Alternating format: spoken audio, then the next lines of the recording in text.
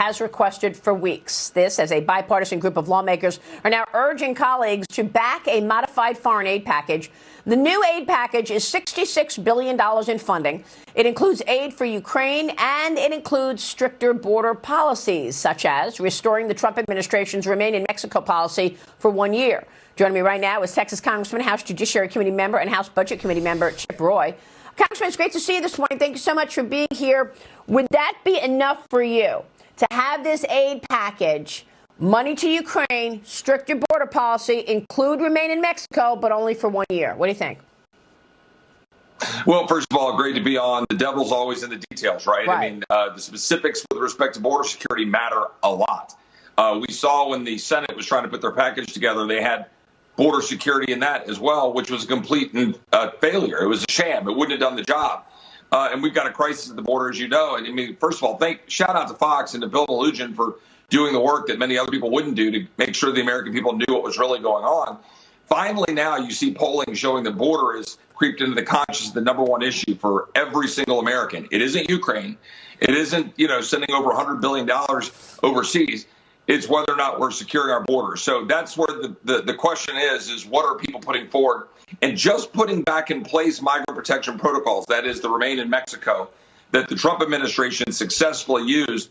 But remember, you know this better than anybody. That was Mark Morgan and Tom Homan and Chad Wolf and Stephen Miller and Donald Trump himself. It was people who wanted to secure a border. It's not enough just to put the provisions in place. You got to have specific requirements attached to it to force Biden to say, we're going to limit the numbers to something reasonable per month, not 5 to 10,000. So that's what we need to see. Well, I don't know that they want to limit the numbers, Congressman, because for a long time we've been hearing that one of the overall motivations of this administration is to get these illegals to become voters. And this morning I see this story, which is really outrageous. This is a woman, Kelly Wong, Chinese person. She is not an American citizen. She cannot legally vote in this country. But you know what she was just sworn into?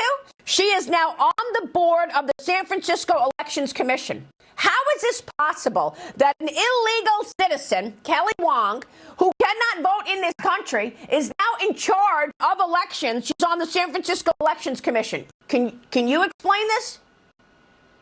Well, first of all, that's San Francisco, but I wish it was limited to just there. We've got a problem nationwide right now where, first of all, the American people don't understand what's really going on. Our Democratic colleagues, this administration, they're doing this all on purpose. They want to flood the zone with millions of people from all over the world at a time when we already have, Marianne, for your viewers, we have 50 million people in the United States who are foreign born. That's more than we've ever had in any other point in our history. Yeah. They have about 20 million to 25 million kids. It is an enormous percentage, and now we're flooding the zone, and it's purposeful, as we heard a New York Democrat congresswoman who said on film, as I think you've seen, oh, well, I need to repopulate my district for redistricting purposes. Now you're putting someone in charge of elections. This is why I have legislation I'm introducing this week or next that will require proof of citizenship for all elections. It's critical that we do this, but we've also got to do our job to secure the border, stop letting people come in. And we're going to have to do, as President Trump has said, we're going to have to remove people that the Biden administration has let in. It's going to take a lot of work, and we're going to have to do it. Well, you're talking about the flooding at a border. We've got pictures of hundreds of migrants now flocking to the border of Jacuma, California. So they're shifting now further closer to San Diego because of that razor wire in Texas. Fox News camera captured video yesterday showing Chinese and Turkish nationals, migrants also from Asia and Middle Eastern countries, all waiting to be picked up by Border Patrol. You can see almost all of these people are still adults. Most of them are military-aged males. Fox News' Griff Jenkins talked to one illegal Chinese migrant who crossed into the United States. Watch this. What city do you want to go to? I don't know. Yeah? I don't know. Why did you come? Take money. Money? Yes. For job? Yes. Is a job in China? Maybe, I don't know. Congressman, he said he came to take the money, whatever that means. Congressman, your reaction? Well, we've known for a long time that this is heavily true, that we've been getting flooded with people that are not here just for day jobs coming across the border. But what you got is people who are they're being, frankly, I think, funded to be able to come here. We saw a great reporting by, I think it's Brett Weinstein, right, who did that reporting, had embedded and went through the Darien Gap and all the way up through Mexico, where you could see there's actually Chinese facilities down there near the Darien Gap, just south of that, where they move people through. It's all purposeful. We've got people now from all over the world that are doing that. That's all happening in real time. This is what we've been trying to say for a long time, and now we're seeing the numbers are even worse. Remember when we were debating the border like 2 decades ago, or even 7 to 10 years ago? Mostly it was people in Mexico coming across the river. It then became the Northern Triangle in Guatemala and El Salvador, Honduras, and down there.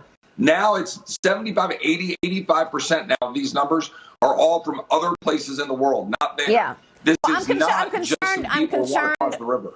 I'm concerned about the Chinese migrants because I know that you can't just pick up and leave China. You have to get approval from the communist government. And I'm wondering if Xi Jinping is sending them here, and I'm wondering why. And I'm also wondering why Joe Biden is doing nothing about it. Real quick, Congressman, you are on the Judiciary Committee, and tomorrow we will hear from Jim Biden, Joe Biden's brother. He's going to testify in front of your committee as well as the Oversight Committee. What do you want to hear from Jim Biden as you and your colleagues pursue an impeachment inquiry against the big guy, Joe Biden?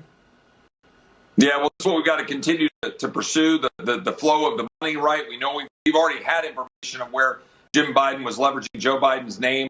We've seen the dollars that were there in the form of loans that the Biden administration and all of his apologists want to say, nothing to see here. Now we saw the reporting last week from Politico with respect to the money flow again with Jim Biden.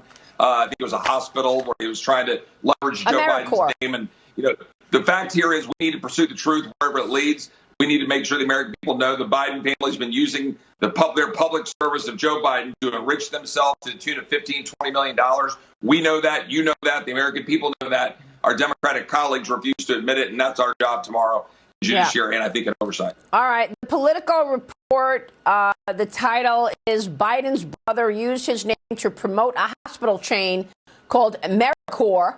Then the company collapsed. There is a lawsuit underway. Congressman, we've got a spotlight on it, and we will be watching the testimony tomorrow. Thank you, sir. Chip Roy joining us this morning. Quick break.